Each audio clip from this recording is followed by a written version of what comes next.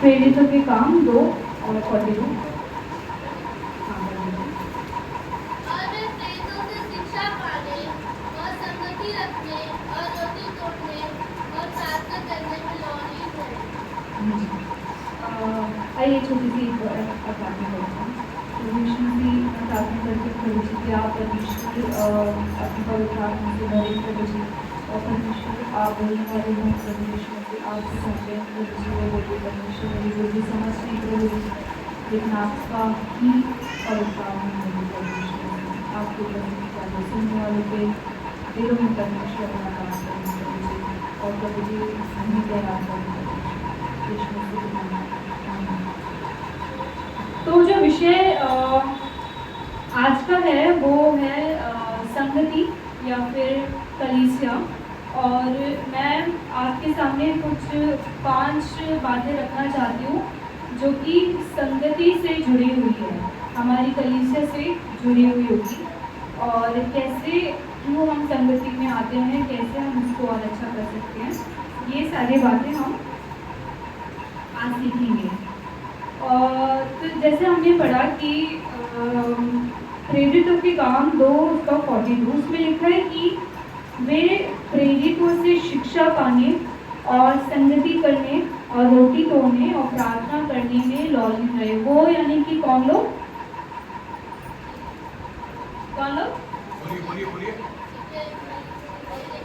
बोलिए प्रेरित नहीं, लिखा है कि वे प्रेरितों से शिक्षा पाने। कलीसिया चेले नहीं, चेले तो खुद प्रेरित ही बन गए थे ना, तो चेले ये कलीसिया यीशु मसीह कलीसिया वे लोग जिन्होंने विश्वास किया था, उद्धार प्राप्त किया था, वे लोग उसको बड़े लोग। हाँ, वो लोग उस वक्त जिन लोगों ने उद्धार प्राप्त करा था, और कलीसिया में जब वो लोग आने लग गए तो संगति उनको मिलने लगी, तो संगति रखने लग गए और ये सारे काम करने लगे कि प्रेरितों से शिक्षा पाने। तो वे मतलब कि वो लोग जो उद्धार पाए हुए लोग होते हैं, 3000 के लोग आसपास थे। तो संगति इन 4 चीज़ों में बहुत सारी चीज़ें आज जुड़ी हुई हैं कि संगति रखना कितना ज़रूरी है और एक कलीसिया कितनी ज़्यादा ज़रूरी होती है। देखिए, आपके लिए आप माने या ना माने, लेकिन ये जो कलीसिया है ना, ये आपके लिए आपके हर एक रिश्तों से भी ज़्यादा ज़रूरी है, क्योंकि आप अपने हो सकता है रिश्तेदारों से हर हफ्ते ना मिलते हो, है ना, लेकिन आप एक दूसरे से हर हफ्ते मिलते हैं। आपको पता हो सकता है ना पता हो कि आप दूर गांव में आपके रिश्तेदारों के जीवन में क्या चल रहा है, लेकिन आपको यहाँ पर एक दूसरे के जीवन में क्या चल रहा है वो हमेशा पता चलता रहता है। तो जो कलीसिया होती है वो हर एक रिश्तेदारों से भी ज़्यादा ज़रूरी हो जाती है। यहाँ के जो लोग होते हैं वो इतने ज़्यादा ज़रूरी हो जाते हैं कि हर एक देखो, हम लोग तो अपने रिलेटिव्स को भी जो है संडे को हम लोग किसी को बुलाते भी नहीं है, ना ही तो कहीं पर जाते हैं, क्योंकि हमें पता है कि कलीसिया जो है इन सबसे ज़्यादा बढ़कर के है। हर एक फैमिली फंक्शन से बढ़कर के कलीसिया है, कहीं पे जाने से बढ़कर के कलीसिया है, और हमने इसको करा है। तो आज मुझे लगता है मैं आपको बता भी सकती हूँ कि सच में कलीसिया बहुत ज़्यादा है। और ये आप किसी भी और धर्म में अगर देखोगे तो इतना मजबूत जो है ना नहीं मिलता है एक ग्रुप जितना कि एक चर्च का ग्रुप होता है ना। यहाँ पर आप कहीं पर भी नहीं होता है जितना मजबूत एक चर्च का ग्रुप होता है, यानी कि कलीसिया होती है। तो ये सब कुछ जाता है इसका क्रेडिट प्रभु यीशु मसीह को, क्योंकि कलीसिया की स्थापना, जो कलीसिया का मुख्य, जो कलीसिया जिसकी दुल्हन है वो है प्रभु यीशु मसीह। पहली बात जो मैं आपको बताना चाहती हूँ कि कलीसिया का मतलब कि जो संगति है, संगति का पर्पस क्या है, क्यों हम लोग यहाँ पर मिलते हैं, अपना टाइम निकालते हैं। संडे को और भी तो कुछ कर सकते हैं, कितने काम हो सकते हैं, लेकिन हम लोग क्यों यहाँ पर आते हैं, क्यों एक दूसरे से मिलते हैं, यहाँ से सीखते हैं? आपको क्या लगता है, क्या वजह है, क्यों आते हैं हम लोग? या फिर इसलिए तो नहीं आ सकते कि कोई फ़ोन करके पूछेगा कि क्यों नहीं आए, तो जवाब नहीं होगा इसलिए चलते हैं, ऐसा भी नहीं होना चाहिए, है ना? तो क्यों आते हो आप?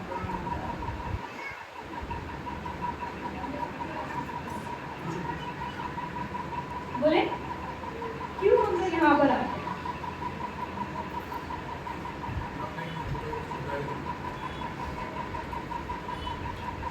चलिए आप बताइए।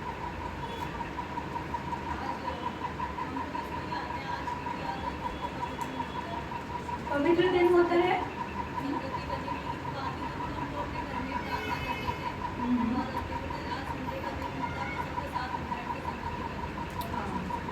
और कोई बताना चाहता है? शक्ति का मिलकर संगति रहते हैं। और कुछ यहाँ से भाइयों से?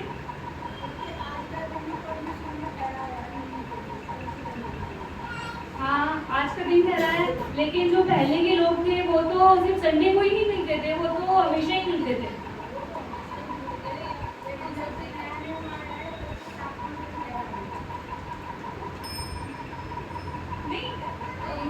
ये तो खैर अलग विषय है।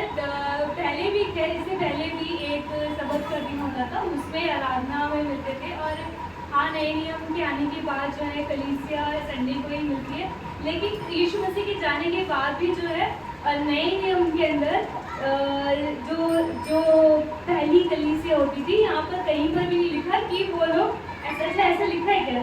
अब खुद देखा, मैं पढ़ती हूँ। वे लोग और वे संडे को प्रेरितों से शिक्षा पाने, संगति रखने, रोटी तोड़ने और प्रार्थना करने में लॉगिन करें।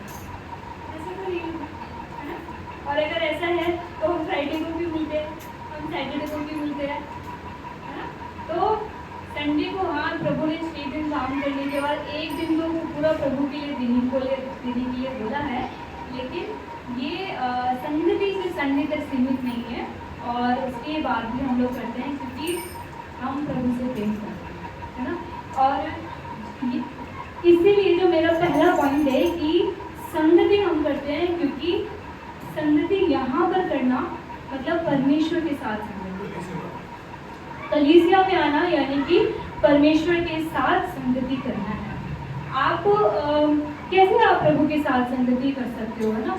आप सोचो कि जब आदम प्रभु के साथ मिलता था तो वो उनकी हमेशा की संगति थी।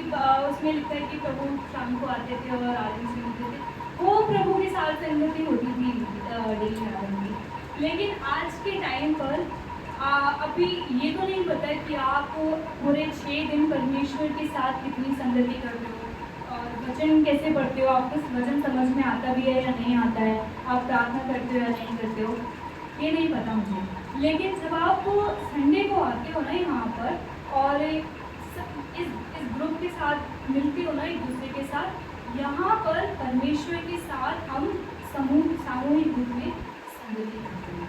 और किसी मेरे को अगर थोड़ा बहुत जब ये जानना होता है ना कि किसका जीवन प्रभु में है किसका नहीं है, मुझे बस ये बात पता चल जाए कि ये व्यक्ति संगति में है, तो फिर भी आपको तसल्ली हो जाएगी कि हाँ, क्योंकि व्यक्ति संगति में रहता है, यानी कि संडे को तो चर्च उसका जाना तय है, वो कभी मिस करता ही नहीं है, वो कभी मिस करती ही नहीं है।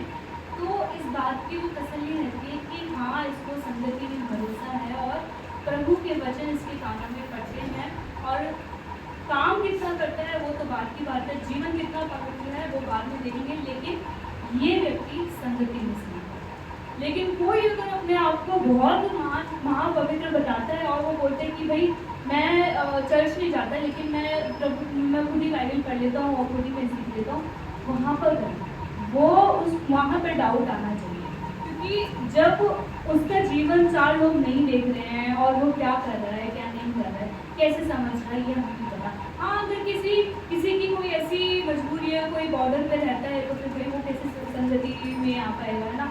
और उसकी पोस्टिंग वहाँ पर हुई है तो वो कैसे करेगा, वो दूसरी बात है। लेकिन कोई जान करके अपने आराम में अगर घर में पड़ा है और वो संगति में नहीं आता है, तो फिर कहीं ना कहीं प्रॉब्लम है।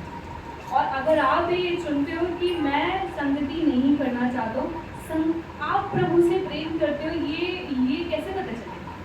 मुझे कैसे पता चलेगा आप प्रभु से प्रेम करते हो? मैं तो आपके दिल के अंदर नहीं झाँक पाऊँगी। मुझे तो नहीं पता कि आप कितनी लंबी प्रार्थना करते हो घर में, नहीं पता चलेगा। लेकिन अगर आप यहाँ पर बने रहोगे ना, अगर आप प्रभु के भवन में बने रहोगे ना, तो मुझे आइडिया मिलेगा कि ये व्यक्ति, ये बहन, भाई, उन कभी समृद्धि नहीं सकते। इसमें प्रभु का प्रेम होगा। और होगा ही ऐसा। जो व्यक्ति संगति, जो व्यक्ति प्रभु से प्रेम करता है ना, वो संगति से जरूर प्रेम करे। संगति से प्रेम करना यानी कि प्रभु से प्रेम करना। चर्च आना रूटीन नहीं, लेकिन ये प्रेम को दर्शाता है कि हमारे अंदर परमेश्वर का प्रेम है। अब हम सीखना चाहते हैं, हम सुनना चाहते हैं, और यहाँ पर आकर के हम प्रभु के साथ संगति करना चाहते हैं। तो पहली बात ये कि यहाँ पर आना यानी कि परमेश्वर के साथ संगति करना। अब मैं दूसरी बात भी छोटा नहीं करना चाहती कि यहाँ पे तो बस आओ संडे को, लेकिन जीवन नहीं अच्छा रखो, और अपने यहाँ पे 6 दिन में तो बहुत ही आराम से रहो, और ना तुम वचन पढ़ो, ना तुम प्रार्थना करो, ऐसा नहीं। वो 6 दिन ही होने चाहिए आपके जीवन में जिसमें व्यक्तिगत संगति आपके जीवन में परमेश्वर के साथ होनी चाहिए। लेकिन 7वें दिन यहाँ पर आकर के कभी भी इस संगति को मिस नहीं करना चाहिए, क्योंकि ये संगति आपको परमेश्वर से बहुत करीब करती है। अगर मैं अपने 10-12 पिछले सालों को उठा के देखूँ, पीछे के देखूँ, और मैं सारे संडे ऐसे माइनस कर दूँ कि मैंने कोई भी संडे अटेंड नहीं करा, या फिर बस खाली मैंने क्रिसमस को अटेंड करा, शायद पता नहीं मेरा जीवन कैसे हो रहा है। लेकिन ये संगति है जो कि आपको परमेश्वर में बने रहने में जो है ना बहुत मदद करती, बहुत मदद करती।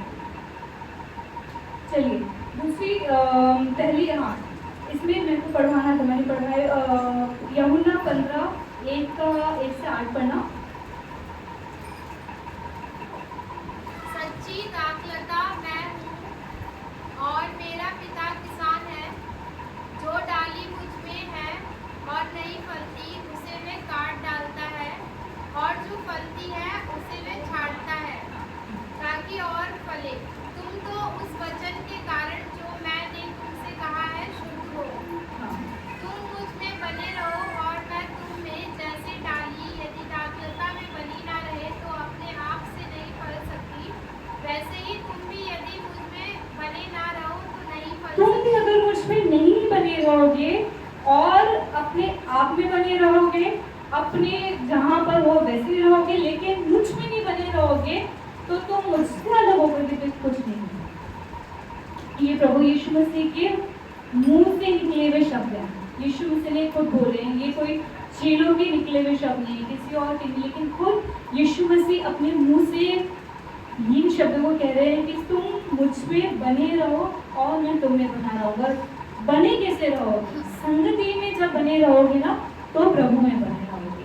संगति से दूर हो जाओगे, प्रभु से दूर हो जाओगे। किसी भी बैकस्लाइड विश्वासी का जीवन उठा के देखना, किसी भी बैकस्लाइड विश्वासी का जीवन उठा के देखना, और ये देखना कि उसके गिरने की शुरुआत कहाँ से हुई।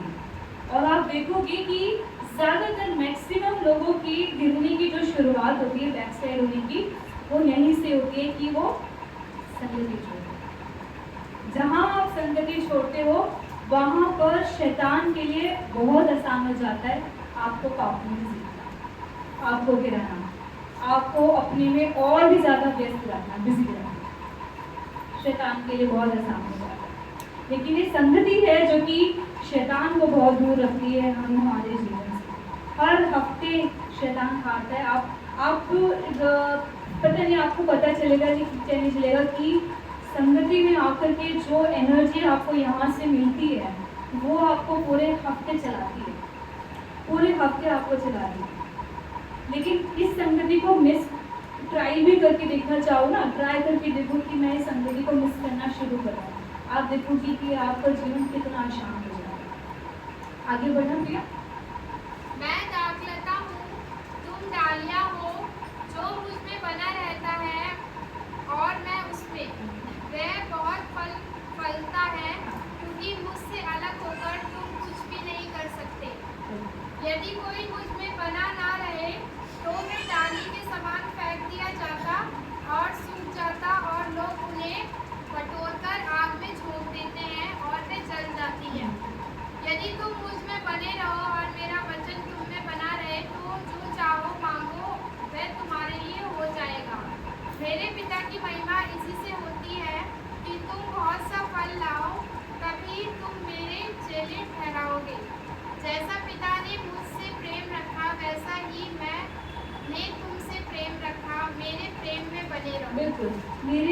बने रहो, जैसे जो तुम उसमें होकर के मांगोगे वो तुम्हारे लिए हो जाएगा।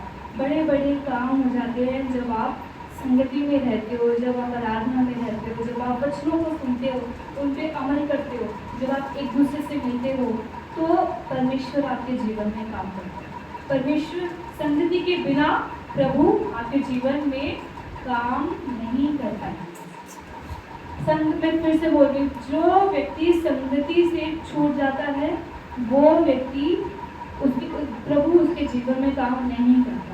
हाँ, प्रभु उसको वापस लेकर के आएंगे, लेकिन वो जो शांति, वो जो जैसे प्रिया ने पढ़ा है कि तुम बहुत सा फल लेकर के आओगे, वो फल जो है ना वो संगति में बने रहने से। जैसे आपने कई बार ये एग्जाम्पल भी सुना होगा, जो अंगीठी के अंदर अगर कोयलों को 1 साल रहते हैं तो फिर वो एक अच्छी आंच देते हैं, उसमें आप खाना भी पका सकते हो। लेकिन सोचो उसमें से अगर एक कोयले को निकाल के साइड में रख दोगे तो क्या होगा? ठंडा हो जाएगा और हाथ भी काले करेंगे, उसको कुछ छुएंगे तो फिर वो हाथ भी काले करेंगे, है ना? तो संगति से जो व्यक्ति परे चला जाता है, साइड हो जाता है, वो फिर किसी भी उसके जीवन में फिर ऐसी बुराइयां नजर आती हैं। तो परमेश्वर के साथ संगति में बने रहने का मतलब इस संगति में बने रहना, कलीसिया में बने रहना, कलीसिया में लगातार आना है। लगातार आने का मतलब आप प्रभु आपकी संगति परमेश्वर के साथ है। दूसरा जो है यूहन्ना 15 उसका 12 पढ़ना। मेरी आज्ञा यह है कि जैसा मैंने तुमसे प्रेम रखा वैसा ही तुम भी एक दूसरे से प्रेम रखो। हाँ, जैसा मैंने तुमसे प्रेम रखा है वैसा तुम भी एक दूसरे से प्रेम रखो। अब मैं आपको बताना चाहती हूँ कि परमेश्वर यीशु मसीह की जो सबसे बड़ी आज्ञा जो हमें मिलती है वो प्रेम है। पौलुस कहता है कि तुम इस वरदान को मांगो, पौलुस कहता है कि तुम ये वरदान मांगो, तुम भविष्यवाणी का वरदान मांगो, लेकिन फिर लास्ट में पौलुस कहते हैं कि मैं तुमको इन सबसे उत्तम बात बताता हूँ, और वो क्या है? एक दूसरे से प्रेम रखना हर एक सेवा से बढ़कर करके है, प्रेम रखना हर एक वरदान से बढ़कर के है, हर एक टैलेंट से बढ़कर के है, एक दूसरे से प्रेम रखना। ये जो संगति है हमारी, जो कलीसिया है, ये जो अगर इस कलीसिया के अंदर प्रेम नहीं होगा हमारा, और ऐसा होता है कलीसियाओं के अंदर ऐसा होता है कि प्रेम नहीं होता है, लेकिन ये हमें सीखना है कि इस और भी मैं आपको एक दो चीज़ और बताऊंगी तो आप और भी समझ पाएंगे कि कलीसिया के अंदर प्रेम होना बहुत ही आवश्यक है। अगर आप एक दूसरे से प्रेम नहीं रखोगे तो आप बाहर कैसे प्रेम रखोगे, है ना? ये यहाँ पे तो आप हर हफ्ते मिलते हो, हफ्ते में 2-3 बार मिलते हो, अगर आप यहाँ पर प्रेम नहीं रख पाओगे तो आप बाहर कैसे प्रेम रख सकते? अगर यहाँ पर तो सब लोग जो कि अच्छे बनते हैं एक दूसरे के सामने, यहाँ पर भी अगर हम प्रेम दिखाने वाला भी प्रेम नहीं कर सकते तो फिर हम कहीं पर भी प्रेम नहीं कर सकते हैं।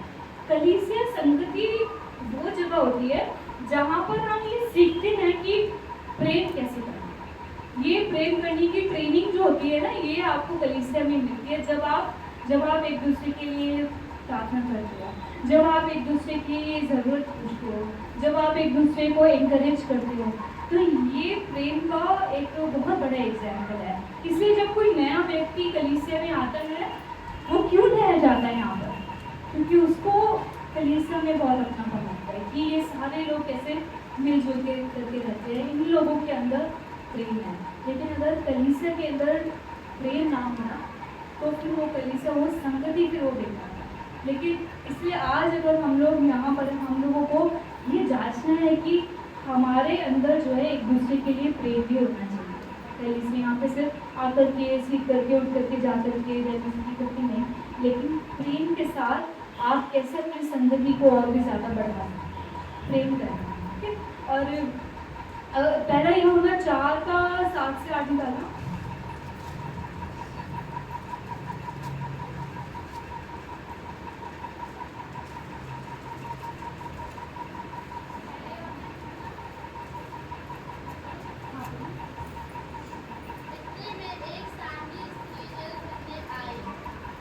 पहला यूहन्ना पढ़ रहे हो? हे प्रियो, हम आपस में प्रेम रखें, क्योंकि प्रेम परमेश्वर से है। जो कोई प्रेम करता है वह प्रेम से जन्मा है और परमेश्वर को जानता है। हाँ, और पहला यूहन्ना 3:16 भी पढ़ना। पहला यूहन्ना 3:16, एक है यूहन्ना 3:16 और एक है पहला यूहन्ना 3:16। वो दोनों बहुत अच्छे वचन हैं। पहला यूहन्ना 3:16, जी हमने प्रेम इसी से जाना कि उसने हमारे लिए अपने प्राण दे दिए और हमें भी भाइयों के लिए प्राण देना चाहिए। हाँ, हमें भी भाइयों के लिए, यानी कि भाइयों के लिए, बहनों के लिए, अपनी संगति के जो लोग हैं इनके लिए प्राण देना चाहिए। ये बात हमने डिसाइपलशिप में भी इसके बारे में बात करी थी कि क्या जो हमारा प्रेम है, क्या वो प्रेम ऐसा है कि हम एक दूसरे के लिए जान भी दे सकते हैं? मुझे लगता है नहीं है ऐसा प्रेम। क्या मैं इनके लिए जान दे सकती हूँ? क्या ये मेरे लिए अपनी जान दे सकते हैं? या फिर आप इनके लिए जान दे सकते हो? क्या ऐसा है यहाँ पर? आप सच बताएं, क्या हमारे बीच में एक ऐसा प्रेम है कि हम एक दूसरे के लिए अपनी जान भी दे सकते हैं? क्या हम सुमन आंटी कह रही हैं कि बोल सकते? क्या इस कलीसिया में एक व्यक्ति दूसरे व्यक्ति के लिए अपनी जान कुर्बान कर सकता है क्या? बहुत गहरी बात है। मैं कहती हूँ कि आप सोचो उसका वचन हमें बता। जब वो पहली कलीसिया थी ना, पहली शताब्दी, फर्स्ट सेंचुरी जो चर्च था, वो लोग ऐसे ही लोग थे। वो लोग एक दूसरे के लिए सब कुछ करने के लिए तैयार होते थे, सब कुछ। लेकिन हम लोग प्रेम, सबसे पहले तो जान देने वाला प्रेम, और फिर उसके बाद क्या प्रेम भी एक दूसरे से करते हैं हम लोग या नहीं करते हैं? क्या मुझे कोई मतलब है कि सीमा बहन के जीवन में क्या चल रहा है? क्या मैं बढ़ चढ़ करके उनसे प्रेम करूं? क्या मैं आंटी से बढ़ चढ़ करके प्रेम करके दिखाऊं? क्या सोनू भाई जो है किसी और भाई से, किसी और आंटी से बढ़ चढ़ करके प्रेम करे, और इस हद तक प्रेम करे कि अपनी जान भी दे सकते हैं? और ये कोई मजाक नहीं है। ये वचन हमें बताता है कि यही होती है प्रेम की सीमा। अब एक दूसरे से जान देने वाला प्रेम करना है। चलिए, ये तो हमने सीखी। दूसरी बात ये है कि एक दूसरे से प्रेम करना हम कलीसिया में सीखते हैं। अगर आप कलीसिया में एक दूसरे से प्रेम करना सीख जाओगे, फिर आप अपने परिवार में भी प्रेम करोगे। सबसे पहले व्यक्ति कलीसिया, फिर अपने परिवार के अंदर भी आप यहीं से तो सीख करके जाओगे ना, कैसे कि प्रेम कैसे करते हैं और सहते कैसे हैं, एक दूसरे की परवाह कैसे करते हैं, वो कलीसिया से हम लोग सीखते हैं। अगर आप यहाँ से सीख लोगे तो आप उसको अपने परिवार में भी कर पाओगे। लेकिन यहीं पर ही अगर आप ये सीख ही नहीं पाए तो परिवार में आपका जीवन एक क्वेश्चन मार्क है कि कैसा जीवन हम लोग जीते। कलीसिया का जीवन बहुत ज़रूरी है। कलीसिया में हमारा जीवन कैसा है, हमारा एटीट्यूड कैसा है, ये बहुत ज़रूरी है। ठीक है, तो दूसरी बात ये जो मैंने आपको बताई कि एक दूसरे से प्रेम करें। तीसरी बात जो मैं आपको बताती हूँ वो प्रेरितों के काम 4 अध्याय में लिखी है। उसका 32 से 35 तक पढ़ लीजिए। Live according to the needs of one another. एक दूसरे की ज़रूरत के हिसाब से क्या आप लोग रहते हो या नहीं रहते हो? आप पढ़िए प्रेरितों के काम 4 अध्याय, उसका 32 से 35।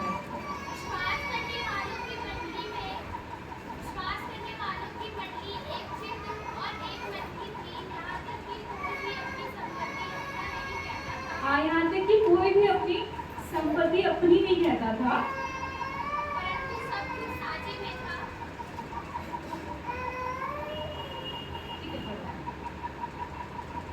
प्रेरित बड़ी सामर्थ्य से प्रभु यीशु के जी उठने की गवाही देते रहे और उन सब पर बड़ा अनुग्रह था। हाँ ठीक है। शुरुआत में क्या लिखा है? सबको फिर से को पढ़ना। विश्वास करने वालों की मंडली एक चित्त और एक मन की थी। एक चित होती थी और एक मन होती थी, सबकी एक ही आवाज़ होती थी, एक ही डिसीजन रहता था, तरह तरह की ओपिनियन नहीं होती थी और लड़ाई झगड़े नहीं होते थे उनके बीच में। हाँ, चेलों में मनमुटाव तो होता था, लेकिन कलीसिया के जो लोग थे वो एक मन रहते थे। और आगे बढ़ना, यहाँ तक कि कोई भी अपनी संपत्ति अपनी नहीं कहता था। हाँ, कोई भी अपनी संपत्ति अपनी नहीं कहता था। आज हाँ, परंतु सब कुछ साझे में। सब कुछ साझे में था। मतलब आज के टाइम पर ऐसी कलीसिया मेरे को कहीं पर भी देखने को नहीं मिली है, और ईमानदारी से कहूँ तो हमारी भी कलीसिया ऐसी नहीं है।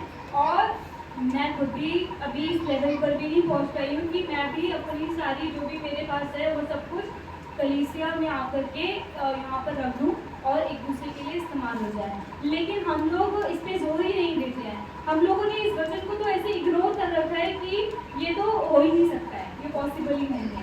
लेकिन अगर उन लोगों ने कर दिया था तो हम लोग भी कर सकते हैं। आज हम लोग ये सीख सकते हैं कि या फिर इस बारे में सोच सकते हैं कि जैसे पुरानी कलीसिया के लोग सारी चीज़ों को एक दूसरे के लिए ही इस्तेमाल करते थे। अगर किसी के घर में कोई चीज़ की ज़रूरत है तो लोग अपने घर से ला के दे रहे हैं, किसी को किस चीज़ की ज़रूरत है तो फिर वो अपना ला करके दे रहे हैं। इस तरीके से वो लोग अपनी संगति को चलाते हैं। लेकिन यहाँ पर ऐसा नहीं। यहाँ पर अगर कोई एक व्यक्ति, कोई एक परिवार है तो फिर शायद दूसरा परिवार उस लेवल पर नहीं। हम लोग यहाँ पर लेवल बहुत ही ऊपर नीचे हैं, ऊपर नीचे हैं, ऊपर नीचे हैं। लेकिन हमें इस बारे में सोचने की भी ज़रूरत है और कहीं ना कहीं इसको करने की भी ज़रूरत है कि कैसे कलीसिया में जो है सब लोग एक बराबर हैं, एक बराबर है। और इस बात में एक ये भी बात है कि अगर चलो आपको मेरी ज़रूरत नहीं पता तो आप कुछ नहीं कर सकते, आप कुछ मेरे लिए कुछ नहीं कर रहे हो, लेकिन क्या आपको मेरी ज़रूरत पता भी है? क्या आपको ये पता भी है कि सरस्वती बहन को अपने घर में किन चीज़ों की ज़रूरत है? क्या इनको भैया को किन चीज़ों की ज़रूरत है? क्या हमें एक दूसरे की ज़रूरत के विषय के बारे में भी मालूम है? अगर आपको मालूम ही नहीं है तो आप प्रार्थना क्या करें, है ना? अगर हमें एक दूसरे के बारे में मालूम ही नहीं है तो हम प्रार्थना ही नहीं करते हैं इसका मतलब। तो वहाँ पे पहुँचना तो बहुत जरूरी है। तो कलीसिया में प्रेम होना चाहिए। कलीसिया में इतनी परिवार के अंदर क्या चल रहा है, किन चीज़ों की आवश्यकता लोगों को है, ये हमें पता होना चाहिए, ताकि अगर आपकी क्षमता में है तो आप उसको कर सकते हो। पैसों से भी मदद कर सकते हो, ज़रूरत चीज़ों से भी मदद कर सकते हो।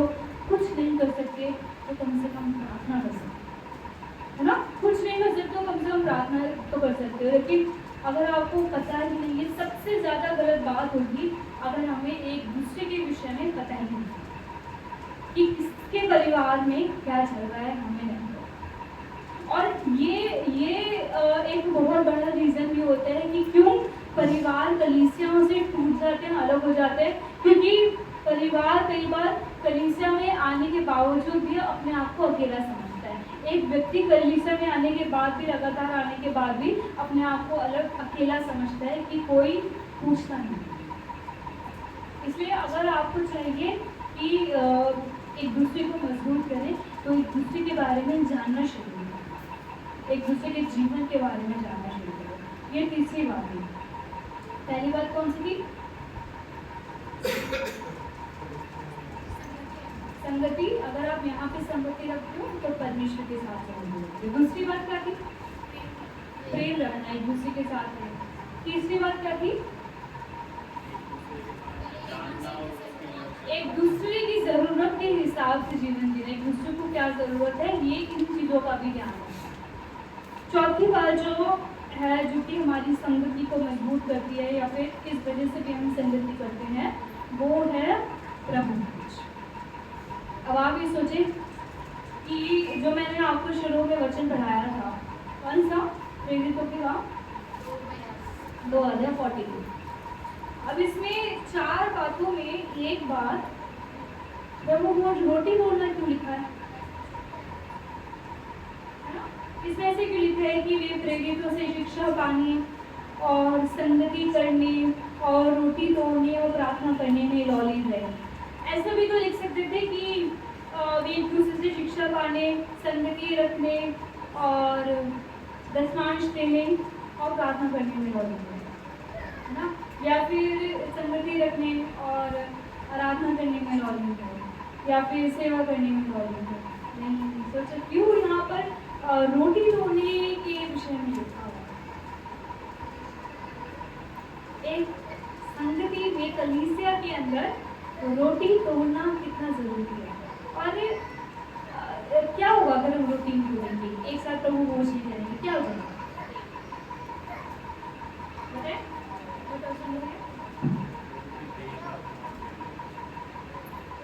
प्रभु की देह का अपमान करेंगे और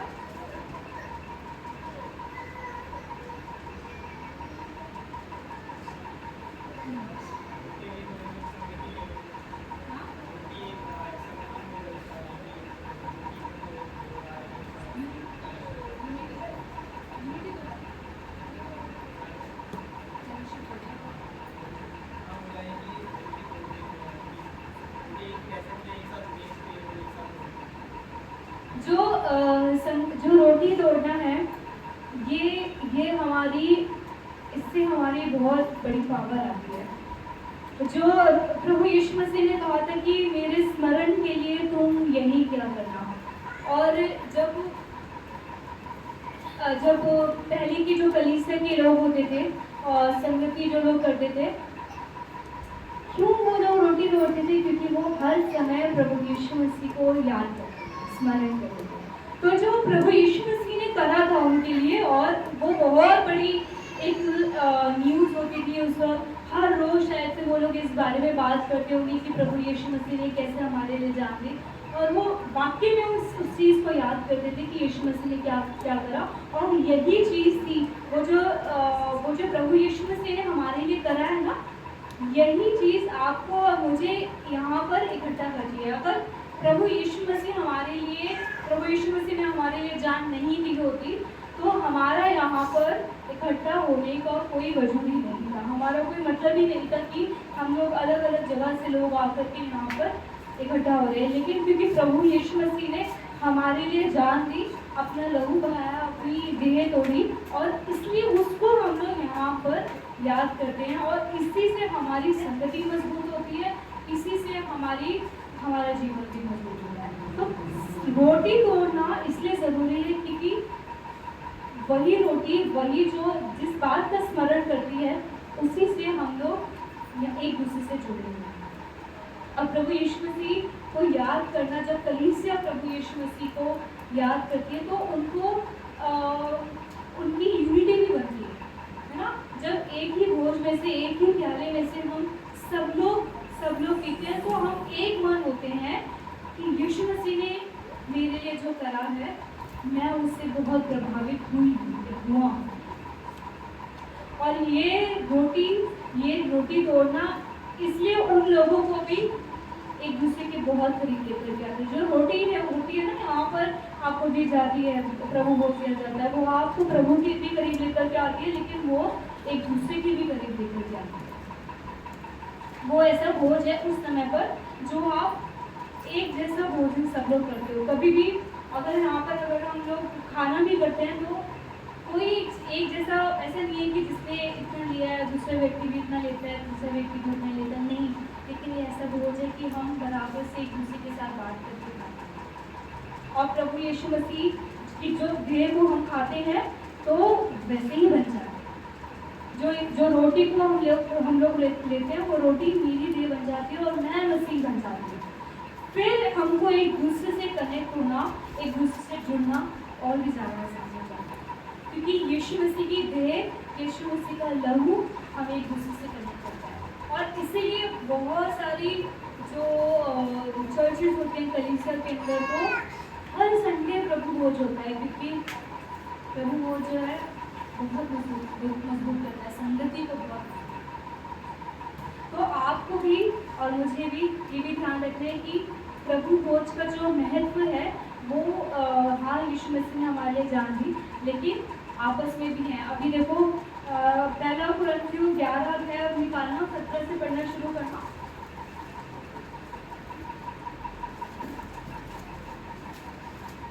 परंतु ये आज्ञा देते हुए मैं तुम्हें नहीं सहारता, इसलिए कि तुम्हारे इकट्ठे होने से भलाई नहीं परंतु हानि होती है।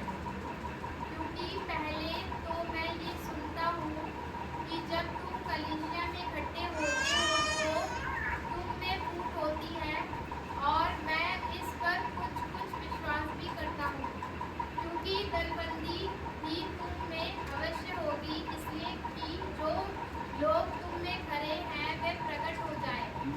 अतः तुम जो एक जगह में इकट्ठा होते हो तो ये प्रभु भोज खाने के लिए नहीं, क्योंकि खाने के समय एक दूसरे से पहले अपना भोज खा लेता है। इस प्रकार कोई तो भूखा रहता है और कोई मतवाला हो जाता है।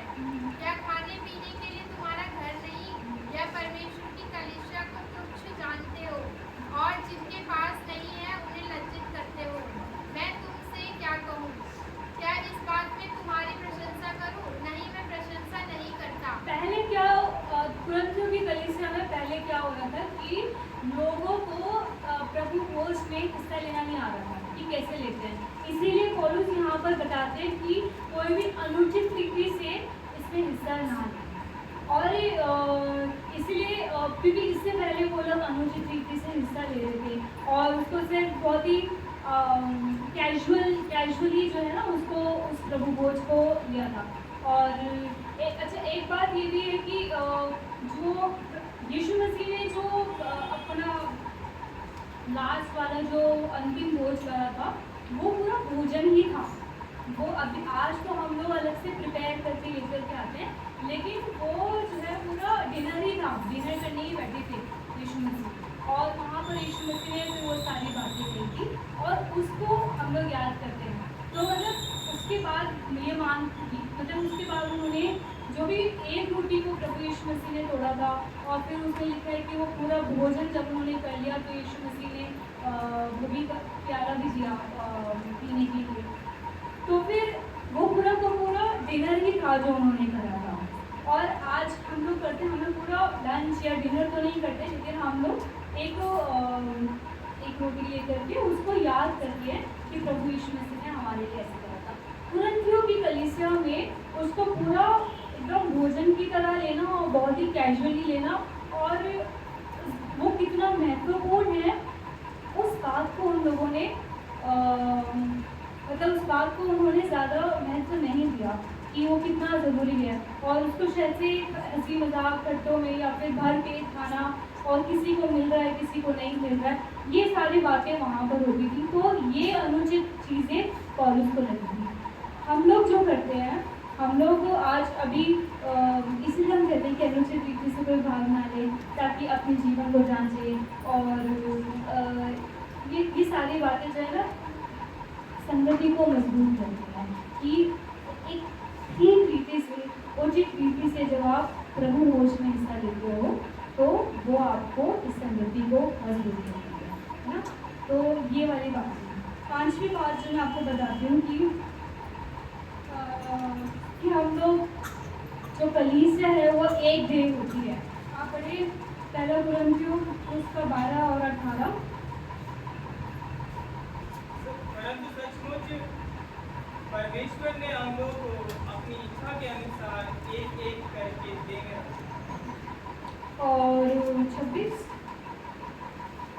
इसलिए यदि एक अंग दुख पाता है तो सब अंग दुख पाते हैं, और यदि एक अंग की बढ़ाई होती है तो उसके साथ सब अंग आनंद पाते हैं। हाँ जी। तो ये वाला बहुत ज़्यादा इम्पोर्टेंट पॉइंट है, और इसको आपको इस पर बहुत ज़्यादा भी काम करना है कि आपको ये याद रखना है कि कलीसिया एक देह है। हम सब लोग एक देह हैं, और एक देह की अलग अलग अंग हैं हम लोग, लेकिन हैं हम लोग सब एक ही देह। और परमेश्वर ने अब जिस तरीके से एक हाथ का कुछ काम होता है, आँख का कुछ काम होता है, इसी तरीके से अलग अलग व्यक्ति के अलग अलग काम है, लेकिन हैं हम एक ही देह। अपने आप को एक वे समझना है हमें कलीसिया से। अलग अलग समझोगे, अपने आप को ये समझोगे कि मैं तो इससे ऊपर हूँ, मैं तो इससे बढ़कर के हूँ, फिर वो यूनिटी खत्म हो जाती है। कलीसिया के अंदर अगर एक दूसरे से चिड़चिड़ाना, एक दूसरे से कुड़कुड़ाना या जलन रखना भी होता है ना, तो वहाँ पर शैतान काम करता है। वहाँ पर फिर ये भी साबित होता है कि आप अपने आप को कलीसिया का हिस्सा नहीं समझते हो।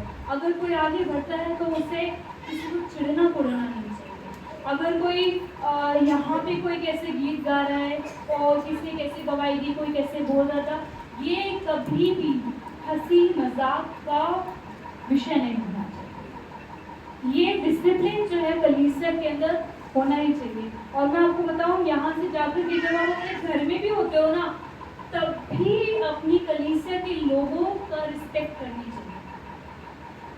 कलीसिया के लोगों को, अपने बच्चों को भी आप सिखाएं कि कलीसिया के लोगों को, कलीसिया की बातों को